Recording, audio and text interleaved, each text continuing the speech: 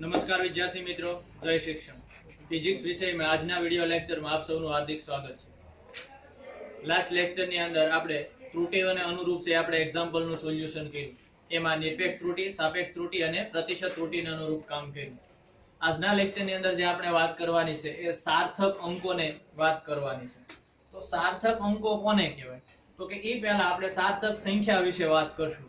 તો જો એની સાર્થક સંખ્યાની વ્યાખ્યા આપવી હોય ને તો એમ આપી શકાય કે માપ દર્શાવતી કોઈ સંખ્યા એમાં ચોકસાઈપૂર્વકના અંકો ઉપરાંત એક અચોક્કસ છતાં અર્થપૂર્ણ એવા અંક સાથે લખાતી સંખ્યાને સાર્થક સંખ્યા કહેવાય।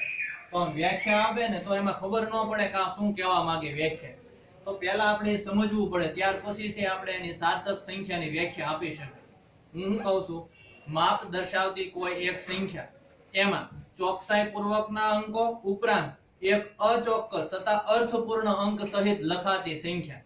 એટલે મારે કઈક અહીંયા માપ દર્શાવવું હોય તો સંખ્યા લખવી પડે કે ન લખવી પડે? હાલો માની લો કે હું એમ કહું કે આપણે કઈક લંબાઈનું માપન કરીએ છીએ। શેનું માપન કરીએ છીએ? લંબાઈનું। તો માની લો કે લંબાઈનું માપન કરો છો કે તમારો એક કાપો છે, માની લો કે અહીંયા 0 આગળ છે। ક્યાં છે? 0 આગળ। પછી આગળ માની લો કે અહીંયા બીજો કાપો છે, માની લો કે અહીંયા 11 છે। શું છે? 11। માની લો કે અહીંયા જે આગળ અહીંયા કઈક 11.2 હશે। કેટલું હશે? 11.2। અહીંયા આગળ માની લો કે 11.3। આ રીતે આપેલું છે, સમજજો। સાર્થક સંખ્યા કઈ રીતે લખાય એમ કહું છું તમને। માની લો આપણે માપન કરીએ કે કાપા આ જ રીતના છે, 11 પછી 11.2 11.3, અહીંયા વચ્ચે માની લો કે અહીંયા હું 11.1 કરી નાખું, આ જે પોઈન્ટ છે ને 11.2 વાળો છે। શેનો છે? 11.2। એટલે ક્રમિક કેમ હાલે છે? તો 11 પછી 11.1 11.2 11.3, એટલે 0.1 સુધીનું હાલે। તમારી પાસે માપપટ્ટી હોય તો તમને ખબર છે કે માપપટ્ટીની અંદર તમે વાત કરશો ને તો ક્રમિક 2 સેન્ટીમીટર, માની લો કે 1 અને 2 સેન્ટીમીટર વિશે વાત કરો ને તો કેટલા કાપા હોય? 10 કાપા હોય। એવા જ કાપા હું અહીંયા તમને દર્શાવું છું, એવું કહેવા માંગુ છું। તો માની લો કે આપણે માપન કરતા હોય અને માની લો કે હાલો હું પેન્સિલનું માપન કરું છું, તો પેન્સિલનું માપન કરું તો આ 0 થી લઈને અહીંયા કઈક આવ્યું, માની લો કે 11.1 અને 11.2 ની વચ્ચે આવ્યું। તો 11.2 અને 11.1 અને 11.2 ની વચ્ચે માપન આવ્યું, તો એમાં ન્યા તો કાપો હશે નહીં, કાપો હશે નહીં। તો ન્યા તો આપણે એવરેજ લેવું પડે કે કા 11.1 થી વધુ હોય ને 11.2 કરતા શું હોય? ઓછું હોય। હવે કેટલું ઓછું છે એ મને ખબર ન પડે, બહુ તો એવું લખી શકું, માની લો કે આપણને છે 11.2 ની નજીક દેખાતું હોય। કોની નજીક દેખાતું હોય? 11.2 ની। તો હું મૂલ્ય આવું લખું, ધ્યાન અહીંયા કે 11.18 આવું લખું, કારણ કે 11.2 ની જગ્યાએ મારે શું લખવું પડે? 11.2 હોય અને 11.20 પણ વંચાય ને, શું વંચાય? 11.20 કયો કે 11.2 બે શું થાય? સરખું। પણ આપણે એક્ઝેક્ટ નથી, માપન કરીએ છીએ તો અંક કોની વચ્ચે આવે છે? 11.1 અને 11.2 ની વચ્ચે। તો આપણે મૂલ્ય લખ્યું કેટલું? તો કે 11.18 એવો જવાબ હશે, એમ આપણે લખીએ છીએ। તો તમે સમજો કે 11.1 સુધી તો તમે પરફેક્ટ જ હતા ને, 11.1 કરતા વધુ છે એ તો પાક્કું જ છે, એમાં કઈ તમારી ભૂલ છે નહીં। પણ પછી વધારાનો અંક આ 8 લખ્યો એ ચોક્કસ નથી, એ ચોક્કસ છે નહીં, કારણ કે કોની વચ્ચે છે? 11.1 અને 2 ની વચ્ચે હતું, આપણને 2 ની નજીક દેખાણું એટલે મેં જવાબ શું લખ્યો? 11.18। માની લો કે મને આ 11.1 ની નજીક દેખાતું હોય, કોની નજીક? 11.1 ની, તો હું જવાબ અહીંયા શું લખું? માની લો કે આપણે એમ લખીએ કે 11.13 અથવા તો 11.12 આવું લખીએ। શું લખીએ? 11.13। તો જો આ 11.1 એ તો તમારો જવાબ શું છે? પરફેક્ટ જ છે। પછી એક વધારાનો અંક કોણ છે? 3। એ કેવો છે? અચોક્કસ। શું છે? અચોક્કસ। પણ એનો અર્થ તો છે ને, તમારે જવાબ લખવો હોય તો આ 3 8 એની જરૂરિયાત તો પડશે, એટલે એને શું કહેવાય? અચોક્કસ પણ અર્થપૂર્ણ ખરો। તો આ જે સંખ્યા છે ને એને સાર્થક સંખ્યા કહેવાય। શું કહેવાય? સાર્થક સંખ્યા। અને એના અંકો છે ને એને સાર્થક અંકો કહેવાય। ખબર પડે? આવું બીજા ત્રીજા ધોરણ વાળાને સમજાયું હોય ને તોય ખબર પડે, પણ આ તો આપણામાં ટોપિક આવે એટલે આપણે ભણવું પડે। ખ્યાલ આવે? હાલો તો હવે એની હું વ્યાખ્યા લખી સાર્થક સંખ્યાની। તો સાર્થક સંખ્યાની વ્યાખ્યા આના ઉપરથી લખું છું કે માપ દર્શાવતી કોઈ સંખ્યાની અંદર ચોકસાઈ પૂર્વકના અંકો એટલે આવડા 3 છે ઈ ઉપરાંત એક અચોક્કસ છતાં કેવો હોય? અર્થપૂર્ણ સહિત લખાતી સંખ્યાને શું કહેવાય? સાર્થક સંખ્યા કહે છે। તો આપણે વ્યાખ્યા લખીએ સાર્થક સંખ્યાની।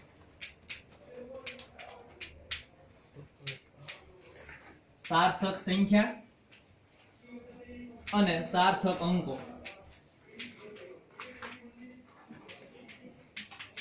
જેની વ્યાખ્યા હું આપું છું, માપ દર્શાવતી કોઈ સંખ્યા એમાં ચોકસાઈ પૂર્વકના અંકો ઉપરાંત એક અચોક્કસ છતાં કેવો હોય અર્થપૂર્ણ અંક સહિત લખાતી સંખ્યાને શું કહેવાય? સાર્થક સંખ્યા કહે છે. માપ દર્શાવતી સંખ્યામાં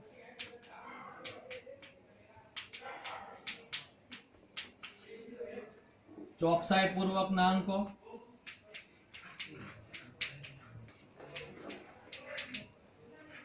ઉપરાંત એક અચોક્કસ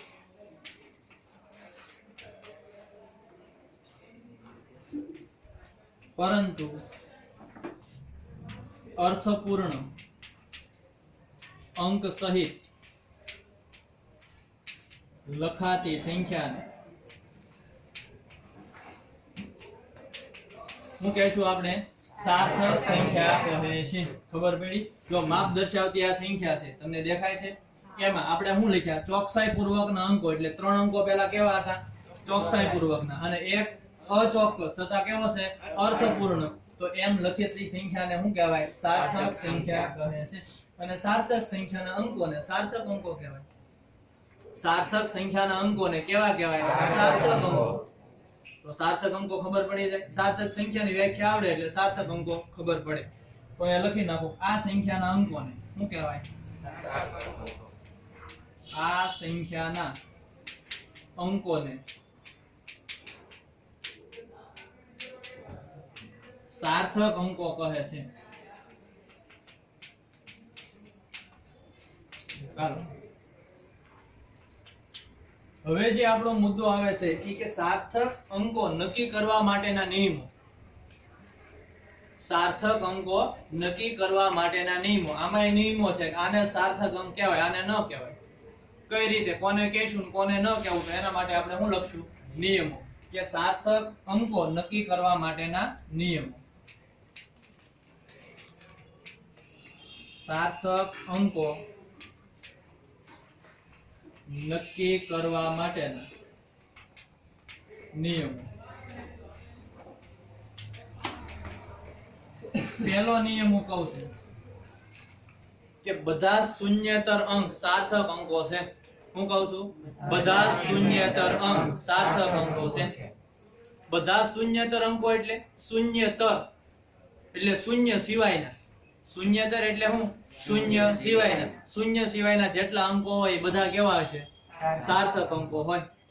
ખબર પડે? એટલે પહેલો નિયમ શું છે કે બધા શૂન્યેતર અંકો કેવા છે?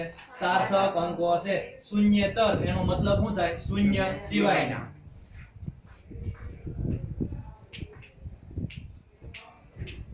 બધા શૂન્યેતર અંકો સાર્થક અંકો છે. આ પહેલો નિયમ. આમાં તમને પૂછશે, સંખ્યા જ પૂછશે, સાર્થક અંકો છે એ કેટલા છે. આ કોઈ તમને સંખ્યા આપેલી હોય એની અંદર તમને પૂછે કે આની અંદર છે સાર્થક અંકો કેટલા છે, તો આપણે ગણતા આવડવા જોઈએ. આવા જ ક્વેશ્ચન આ સાર્થક અંકોમાંથી પૂછાતા હોય.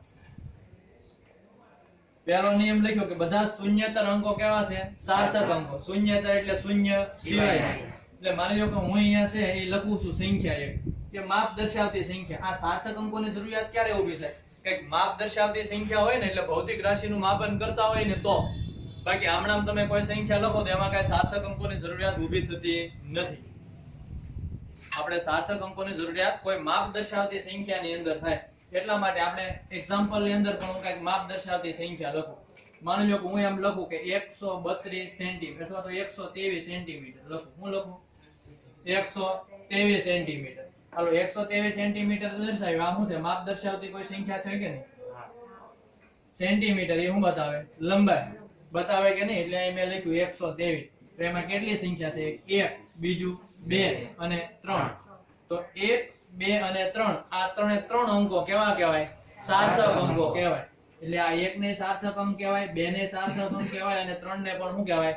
સાર્થક અંક કહેવાય. તો માની લો કે તમને સંખ્યા આપેલી હોય કે 123, આમાં સાર્થક અંકો કેટલા છે? 3. સાર્થક અંક કેટલા છે? 3. કામ પૂરું થઈ ગયું. આ પહેલો નિયમ. આવા 6 નિયમો આપણે યાદ રાખવાના છે. એમાં નિયમો નહીં પૂછાય તમને, એવું નહીં કે આ નિયમ લખો એમ.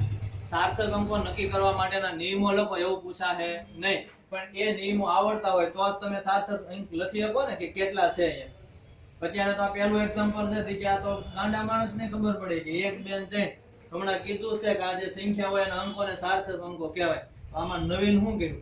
આમાં કઈ નવીન નથી કર્યું, પણ હજી આમાં નવીન શું થશે એટલે ધ્યાન રાખવાનું કે આ 1 2 અને 3 આ ત્રણે ત્રણ અંકો કેવા છે?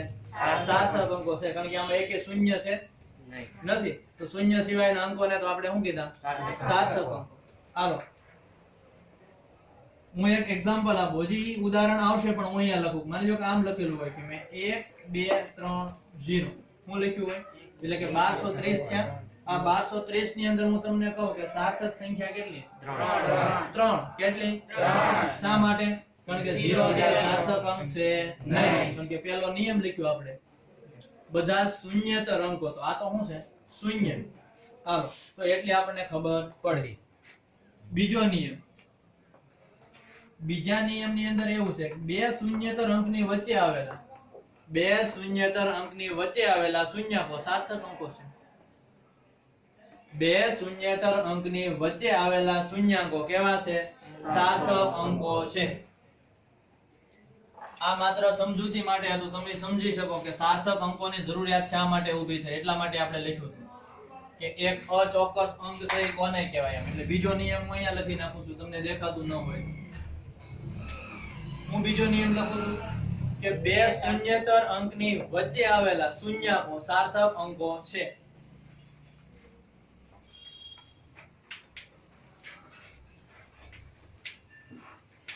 બે શૂન્યતર અંકની વચ્ચે આવેલા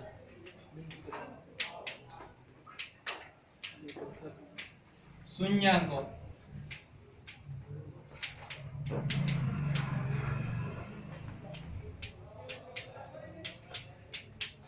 સાર્થક અંકો છે. બે શૂન્યતર અંકની વચ્ચે આવેલા શૂન્યાંકો. બે શૂન્યતર અંકની વચ્ચે આવેલા એટલે બે સંખ્યા હોય એ શૂન્ય સિવાયની હોય, એની વચ્ચે જો શૂન્ય આવેલું હોય તો એ શૂન્ય કેવું છે? સાર્થક અંક છે. માની લો કે હું તમને એક એક્ઝામ્પલ આપું, 12.034 હું લખ્યું છે મેં 12.034. ચાલો લંબાઈ માપીએ છીએ, હું સેન્ટીમીટર લખું.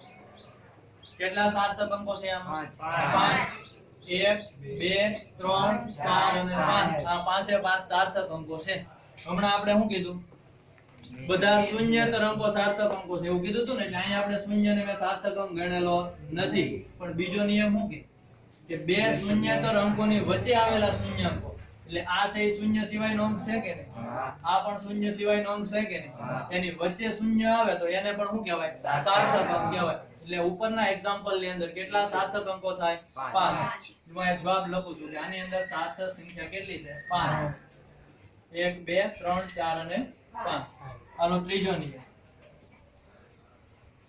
જો સંખ્યા 1 કરતા નાની હોય, સંખ્યા કેવી હોય? 1 કરતા નાની, તો દશાંશ ચિહ્નની જમણી બાજુના પરંતુ પ્રથમ શૂન્યતર અંકની ડાબી બાજુના અંકો અથવા શૂન્યાંકો છે સાર્થક અંકો નથી.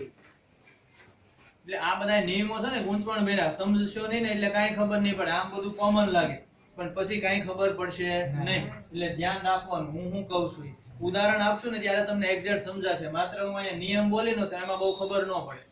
હું તમને એમ કહું છું સંખ્યા 1 કરતા નાની હોય તો દશાંશ ચિહ્નની જમણી બાજુના પરંતુ પ્રથમ શૂન્યતર અંકની ડાબી બાજુના જે શૂન્યાંકો છે એ સાર્થક અંકો નથી. સંખ્યા 1 કરતા નાની હોય એટલે 0 પોઈન્ટ કંઈક મારે લખવી પડે કે નહીં? હે કે 1 2 3 એમ લખાય? 1.5 1.6 1 કરતા નાની કહેવાય નહીં. તો હું લખવી પડે મારે 0 પોઈન્ટ સમથિંગ લખવી પડે, તો એ સંખ્યા 1 કરતા શું કહેવાય? નાની. એટલે આવી સંખ્યાની વાત કરેલી છે. તો હું ત્રીજો નિયમ લખું છું કે જો સંખ્યા 1 કરતા નાની હોય, જો સંખ્યા 1 કરતા નાની હોય તો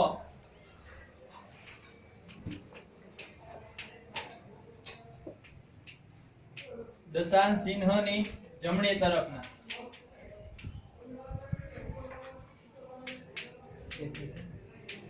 પરંતુ પ્રથમ શૂન્યતર અંકની ડાબી બાજુના શૂન્યાંકો સાર્થક અંકો નથી. સાર્થક અંકો નથી. આ ત્રીજો નિયમ. શું કીધું? સંખ્યા 1 કરતા નાની હોય, 1 કરતા નાની હોય એટલે મારે 0 પોઈન્ટ સમથિંગ લખવું પડશે. એટલે હું એમ લખું, ઉદાહરણ તરીકે તમને આપું. ઉદાહરણ તરીકે 0.0078 મીટર આવું લખેલું છે. દેખાય છે તમને? 0.0078 મીટર આવી કંઈક સંખ્યા છે. 0.0078. તો મેં એમ લખ્યું સંખ્યા 1 કરતા નાની હોય તો આ તમને કેવી દેખાય? 1 કરતા નાની કે મોટી? નાની. પછી એવું લખ્યું દશાંશ ચિહ્નની જમણી તરફ.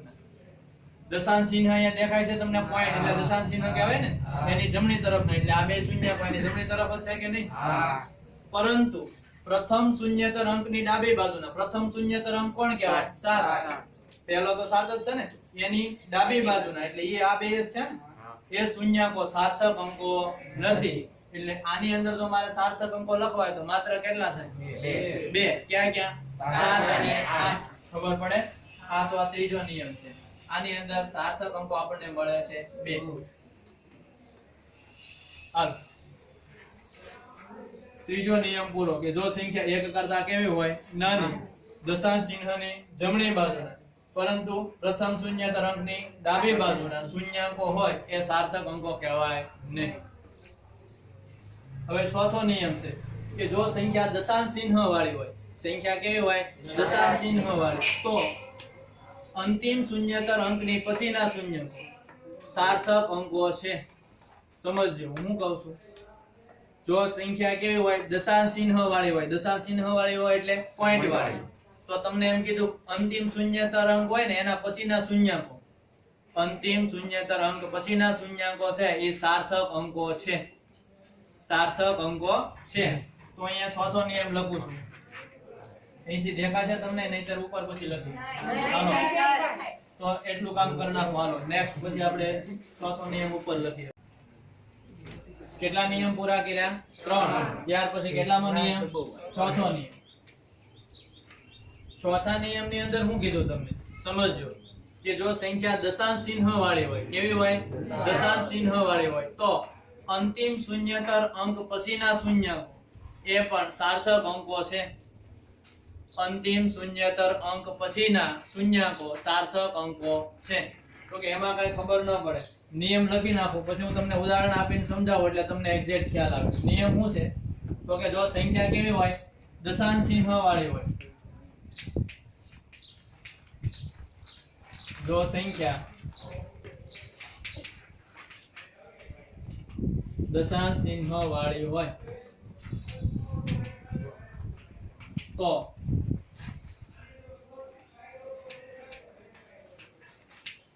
અંતિમ શૂન્યતર અંક પછીના બધા શૂન્યાંકો સાર્થક અંકો છે. સાર્થક અંકો છે. સંખ્યા કેવી હોય? દશાંશ ચિહ્ન વાળી. જો સંખ્યા દશાંશ ચિહ્ન વાળી હોય એટલે પોઈન્ટ વાળી હોય તો ખબર પડે ને. આવી સંખ્યા હોય તો કે અંતિમ શૂન્યતર અંક પછીના બધા શૂન્યાંકો કેવા છે? સાર્થક અંકો છે. એટલે માની લો કે આવી કોઈક સંખ્યા આપી હોય, ઉદાહરણ તરીકે હું એ સંખ્યા લઉં. કોઈક સંખ્યા એવી આપેલી છે, હું એમ કહું કે 1.230 અથવા તો એમ લખું 1.2300 આવી સંખ્યા લખી. હાલો સંખ્યા કેવી છે? દશાંશ ચિહ્ન વાળી છે. સંખ્યા કેવી છે? દશાંશ ચિહ્ન વાળી. તો હું કીધું કે દશાંશ ચિહ્ન વાળી હોય તો અંતિમ શૂન્યતર અંક પછીના, એટલે આમાં અંતિમ શૂન્યતર અંક કોણ કહેવાય? 3. એની પછીના શૂન્યાંકો શું છે? સાર્થક અંકો છે. એટલે આ 0 અને આ 0 એ બે હેમાં આવશે? સાર્થક સંખ્યાની અંદર આવશે. એટલે અત્યારે આપણે સાર્થક અંકો આના ગણવા હોય તો કેટલા જવાબ આવશે? 1 2 3 4 અને 5. કેટલા સાર્થક અંકો આવશે? 5.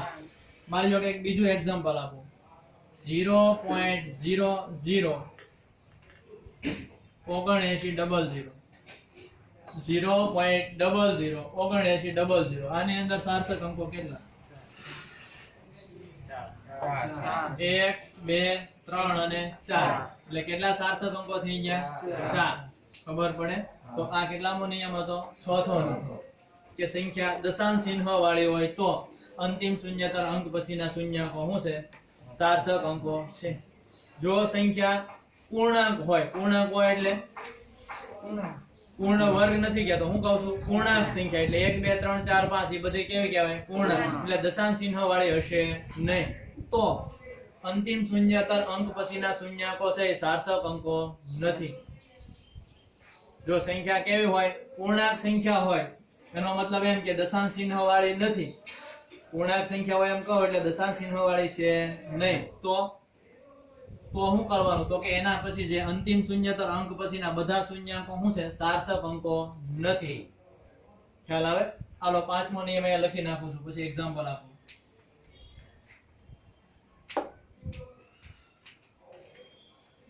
જો સંખ્યા પૂર્ણાંક સંખ્યા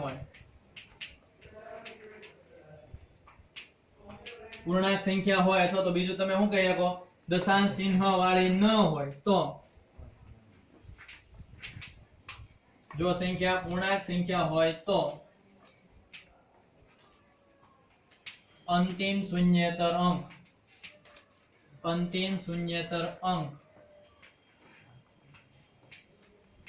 પછીના શૂન્યાંકો સાર્થક અંકો નથી. આપણે એક એક્ઝામ્પલ લઈએ. જ્યાં અહીંયા હું એમ લખું અહીંયા કે 1230 સેન્ટીમીટર. હું લખું 1230 સેન્ટીમીટર. સંખ્યા કેવી છે? 1230 એ પૂર્ણાંક સંખ્યા છે કે અપૂર્ણાંક? પૂર્ણાંક. દશાંશ ચિહ્ન વાળી છે નહીં. તો આની અંદર નિયમ શું છે? તો કે અંતિમ શૂન્યતર અંક પછીના શૂન્યાંકો. અંતિમ શૂન્યતર અંક એટલે કોણ છે? 3. એના પછીના શૂન્યાંકો શું છે? સાર્થક અંકો નથી. એટલે આની અંદર સાર્થક અંકો કેટલા આવે? 1 2 અને 3. ખબર પડે કે નહીં? બીજું એક એક્ઝામ્પલ લઈએ. આની અંદર હું એમ કહું છું 4900 મીટર. હાલો કેટલા આવશે? 2. શા માટે?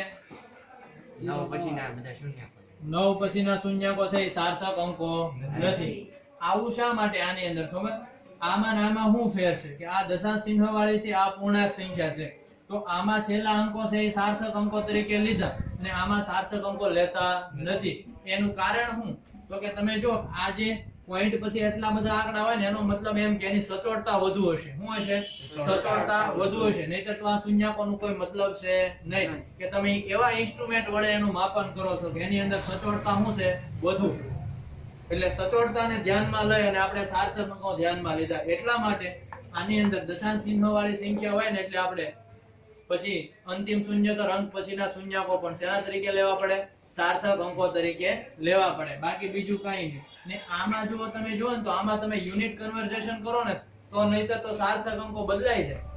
જો તમે આના પછીના સાર્થક અંકો ધ્યાનમાં લ્યો તો યુનિટમાં તમે બદલો. માની લો કે મીટરમાંથી સેન્ટીમીટરમાં જાવ, એમાંથી એમાં જાવ મિલીમીટરમાં, તો સાર્થક અંકો બદલાઈ જાય.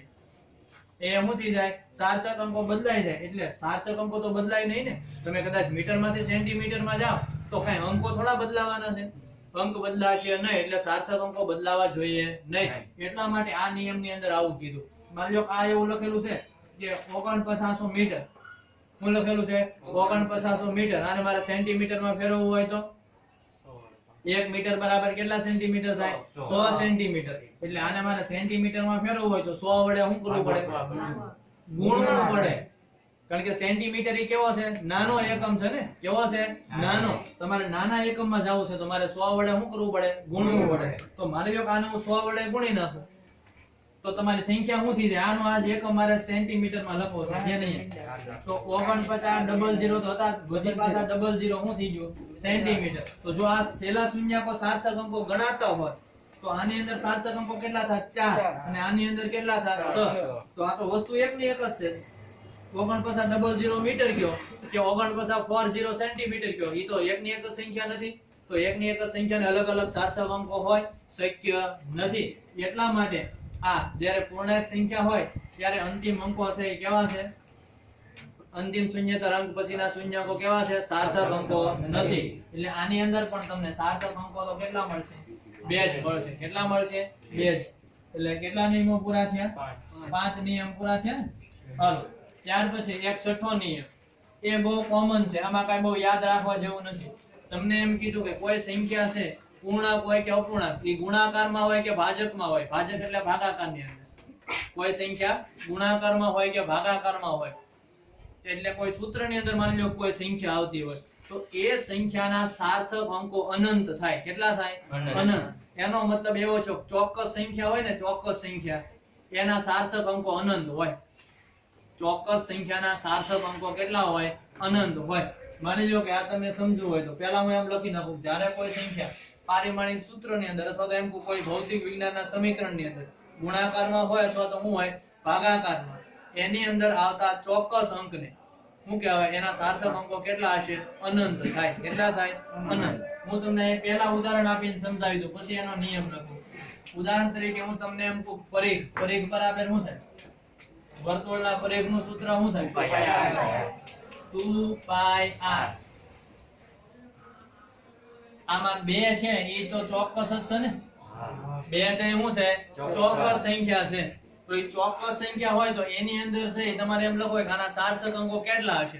તો તમે અત્યારે તમને આ ખાલી 2 એક જ દેખાય છે ને, એટલે આપણે શું કહીશું? 1. પણ 1 નહીં, જ્યારે કોઈ સંખ્યા ચોક્કસ હોય ત્યારે એના સાર્થક અંકો કેટલા હોય? અનંત હોય. કેટલા હોય? અનંત. અનંત શા માટે? તો કે આ સંખ્યા છે ને હકીકતમાં મારે 2 ની જગ્યાએ આમ લખાય કે 2.000 આમ હાલ્યું જ જાય. 2 પોઈન્ટ પછી 0 આમ હાલ્યું જ જતું હોય તો આ સંખ્યા કેવી આવી છે? દશાંશ વાળી એવી કે નહીં? તો દશાંશ વાળી સંખ્યાની અંદર નિયમ છે કે અંતિમ શૂન્યતર અંક પછીના શૂન્ય કોઈ કેવા છે? સાર્થક અંકો છે. તો આમ અનંત સુધી હાલ્યું જતું હોય તો આના સાર્થક અંકો કેટલા થાય? અનંત થાય. ખબર પડે કે નહીં? બીજી રીતે માની લો આ વર્તુળના પરિઘનું સૂત્ર હતું. શેનું હતું? પરિઘનું. હવે માની લો કે આપણે એમ લખીએ કે આ વર્તુળની ત્રિજ્યાનું સૂત્ર મારે મેળવવું છે. શેનું? ત્રિજ્યાનું. તો આ માની લો કે એનો આખો વ્યાસ તમને d આપેલો હોય.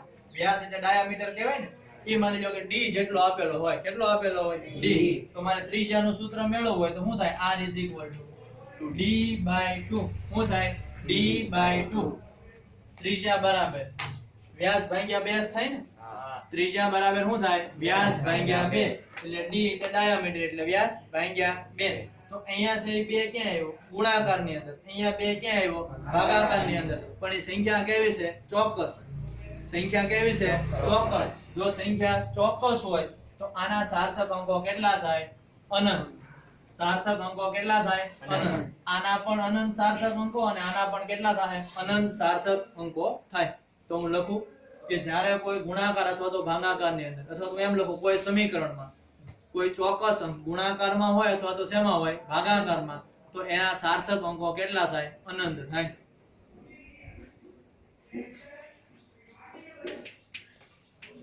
કોઈ સમીકરણમાં ગુણાકાર કે ભાગાકારમાં રહેલી ચોક્કસ અંકોના સાર્થક અંકો અથવા તો સાર્થક અંક અનંત થાય. કેટલા થશે? અનંત થાય. અનંત થાય એટલે ઘણા બધા હોય, એને તમે 1 2 એમ ગણી શકો નહીં. અનંત સુધી, ઇન્ફિનિટી સુધી ચાલ્યું છે. તો આ 6 નિયમો હતા. હવે તમને કાંઈ એવું ન પૂછાય કે આ 6 નિયમો બધા કોઈ પણ નિયમોનો ઉપયોગ કરીને આમાં છે તમને શું પૂછે?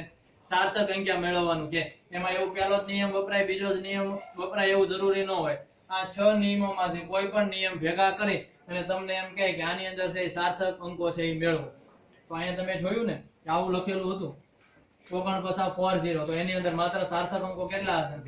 2 હતા. તો માની લો કે આવી કોઈ સંખ્યા હોય તો 490 ગુણ્યા 10 ની 15 ઘાત. 490 ગુણ્યા 10 ની 15 ઘાત આવી સંખ્યા હોય તો આની અંદર સાર્થક અંકો કેટલા થશે? અનંત. શા માટે? ગુણાકાર કે ભાગાકાર. પણ ભાઈ શું લખ્યું મેં? કોઈ સમીકરણમાં અહીંયા કયું સમીકરણ છે? અહીંયા કયું સમીકરણ છે?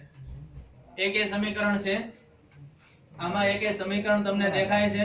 અહીંયા તમને દેખાય છે પરિઘ બરાબર શું થાય? 2πr એટલે એક સમીકરણ કહેવાય કે નહીં ભૌતિક? પછી આ એમ લખ્યું કે r બરાબર d/2 એક સમીકરણ કહેવાય કે નહીં? તો આ શેનું સમીકરણ છે? કોઈનું સમીકરણ છે? 490 ગુણ્યા 10 ની 15. તો આની અંદર સાર્થક અંકો કેટલા થશે? કેટલા થશે? 3. ખૂબ સરસ. બીજા કોઈને કાઈ કહેવું છે? પહેલા અનંત હતા, પછી 3 પગ્યા છો, હવે કાઈ કહેવું છે? જે આમાં ફેરફાર કરવો છે? ઠીક છે, તમે કરી નાખો ને ફેરફાર. અમાર શું 490 આ તમને શું દેખાય છે? 4900 છે ને અહીંયા શું છે? 490. તો એમાં તમને કઈ વાંધો ફેર પડે? સંખ્યા પૂર્ણાંક સંખ્યા જ નથી. 490 એ છે, આ એ પૂર્ણાંક સંખ્યા જ નથી. તો એમાં નિયમ શું છે? શું છે? અંતિમ શૂન્યતર અંક પછીના શૂન્યકો સાર્થક અંકો નથી. એટલે આ 0 સાર્થક અંક ગણાશે? માત્ર કોણ હશે? 4 અને 9. એટલે સાર્થક અંકો કેટલા મળે? 2 જ મળે. માત્ર કેટલા મળશે? 2. એ ગુણાકારમાં છે. તો આ સંખ્યા છે શું છે? 4940 છે. 4940 છે એને હું એમ ન લખી શકું? 49 ગુણ્યા 10 ની 4 ઘાત નો લખાય? 4940 છે તો એને કેટલી લખાય? 49 ગુણ્યા 10 ની 4 ઘાત લખાય કે નહીં? તો જો આ એક સાર્થક અંક આપણે ગણત તો આની અંદર કેટલા સાર્થક અંકો આવે? 3. અહીંયા કેટલા છે? 2. તો એવું બની શકે નહીં. એટલા માટે હવે આ નિયમ નથી તમારે, પણ આપણે સમજી લેવાનું કે આ 10 ની ઘાત ઉપર કોઈ પણ સંખ્યા આપેલી હોય ને, માઈનસમાં હોય કે પ્લસમાં, એની કઈ સાર્થક અંકો હોય નહીં. એની સાથે જે ગુણાકારમાં પદો હોય ને એને જ ધ્યાનમાં લેવાના.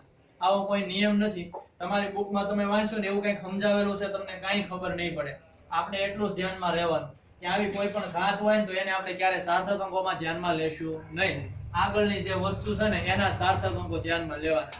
માની લો કે અહીંયા મેં એવું લખેલું હોય, જેને એક એક્ઝામ્પલ તમને એવું આપો કે અહીંયા એવું લખેલું છે 23 ગુણ્યા 10 ની -30 ઘાત કિલોગ્રામ. હું લખ્યું 23 ગુણ્યા 10 ની -30 ઘાત કિલોગ્રામ. તો આની અંદર સાર્થક અંકો કેટલા થશે?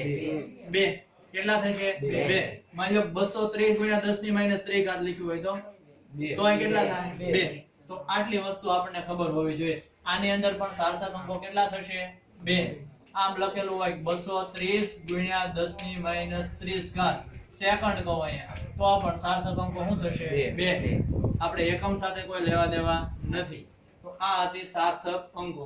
હવે આ સાર્થક અંકો આવડતા હશે ને, હવે જે આપણે છે ને સરવાળા બાદબાકી અને ગુણાકાર ભાગાકાર કરવા હોય ત્યારે સાર્થક અંકો કેવા લખાય એના પણ નિયમો ભણવાના છે. પણ ઈ પહેલા આપણને આ આટલી ખબર હોવી જોઈએ.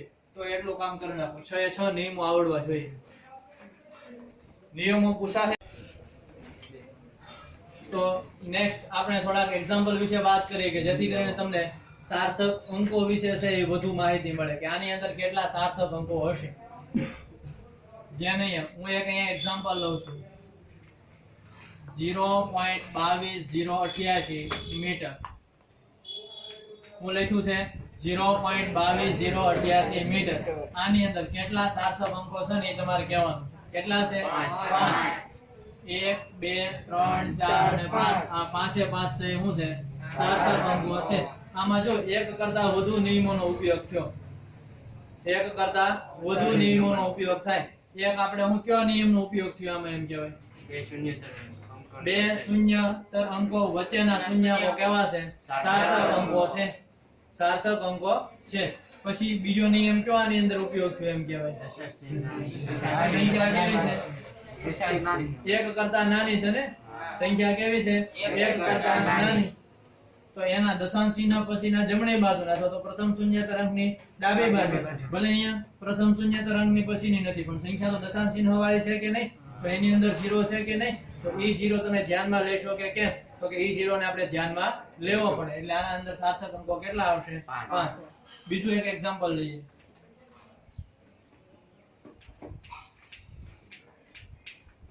12.340 ગુણ્યા 10 ની 11 ઘાત સેન્ટીમીટર. 4. કેટલા સાર્થક અંકો થશે? 4. આ 0 શા માટે ધ્યાનમાં ન લીધો? કેમ 4 થશે? આ 0 ક્યાં ગયો? શું નિયમ છે? વાંચો, નિયમ વાંચો. જો સંખ્યા દશાંશ ચિહ્ન વાળી હોય તો અંતિમ શૂન્યતર અંક પછીના શૂન્યાંકો સાર્થક અંકો છે એવું હોય ભાઈ. શું હોય? સાર્થક અંકો છે. તો આ શું છે? સાર્થક અંકો છે ને. સંખ્યા કેવી છે? દશાંશ ચિહ્ન વાળી છે. જો પૂર્ણાંક સંખ્યા હોત તો આ 0 સાર્થક અંક થાત નહીં. પણ સંખ્યા કેવી છે? દશાંશ ચિહ્ન વાળી. એટલે આની અંદર સાર્થક અંકો કેટલા થશે? 5 થશે. 1 2 3 4 અને 5. ખ્યાલ આવે કે નહીં? એટલે આવું થાય. ધ્યાન રાખવાનું સાર્થક અંકોની અંદર. આમાં ઓપ્શન હોય જ તે 4 5 3 એટલા જ ઓપ્શન હોય. આંકડા હોય એટલા જ હોય. એમાં કઈ પછી આગળ પાછળ ન હોય. એટલે આપણે એક સિલેક્ટ કરી નાખીએ. બરોબર કે આપણો જવાબ સાચો છે. એટલે થોડુંક ધ્યાન રાખવાનું સાર્થક અંકો નક્કી કરતી વખતે. ચાલો 0.00732 કેટલા સાર્થક અંકો છે? 3. આગળના શૂન્યાંકો સાર્થક અંકો નથી ને? નહીં. તો હું અહીંયા લખી નાખું સાર્થક સંખ્યા કેટલી છે? 3. ત્યાર પછી એક બીજું એક એક્ઝામ્પલ લઈએ. 1.0013 1.0013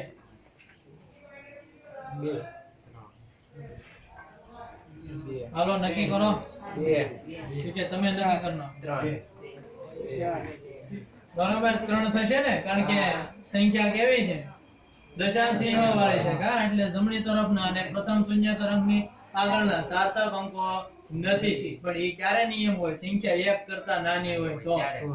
આ શું છે? 1 કરતા મોટી. એટલે આપણે કયો નિયમ વાપરવો પડે? કે સંખ્યા દશાંશ ચિહ્ન વાળી હોય ત્યારે. તો દશાંશ ચિહ્ન વાળી હોય એટલે આની અંદર તો બધા આંકડા ધ્યાનમાં લેવા પડે ને. પછી બીજો નિયમ કયો વાપરો? કે બે શૂન્યતર અંકો વચ્ચેના શૂન્યાંકો. બે શૂન્યતર અંક એટલે આ શૂન્યતર અંક છે. આ પણ કેવો છે? શૂન્યતર અંક. તો એની વચ્ચેના શૂન્યાંકો હોય એને શું કહેવાય? સાર્થક અંકો કહેવાય. તો આ બે શૂન્યાંકો સાર્થક અંકોમાં આવશે ને? હા. તો કેટલા સાર્થક અંકો આવશે?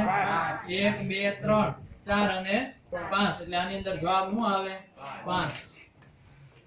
આવી ખબર પડવા માંડે ને એટલે આપણે નિયમો આવડે છે એવું કહેવાય. નિયમો પૂછાતા નથી. પણ ખાલી સાર્થક સંખ્યા નક્કી કરતા આવડી જાય ને તો તમને નિયમો આવડે. સાર્થક અંકો નક્કી કરતા આવડે તો તમને નિયમો પણ આવડી જાય. ચાલો એક હજી એક્ઝામ્પલ લઈએ આપણે.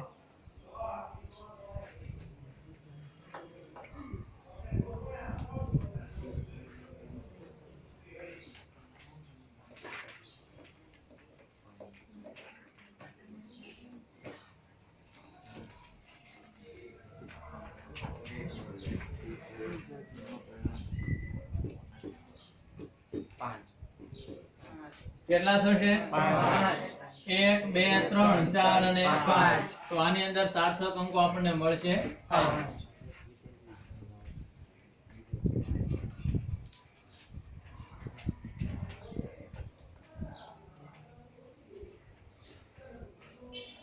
બાર 0 45 00 સેકન્ડ. 8 કેટલા સાર્થક અંકો છે? 8.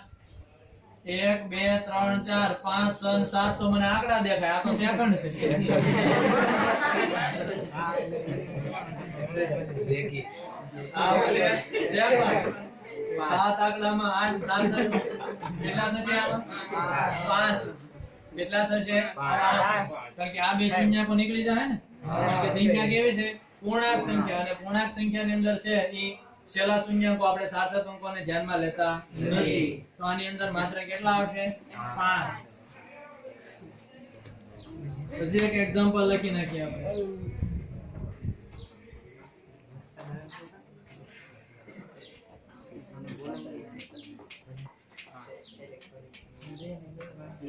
બાર 12.108 ગુણ્યા 10⁻15 મીટર.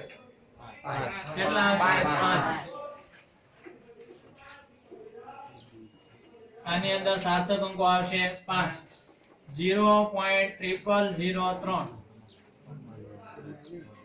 0.0003 કેટલા સાર્થક અંકો આવશે? 1. કેટલા આવશે? 1. આ 3 છે, 1 સાર્થક અંક છે. હાલો એટલું કામ કરી નાખો.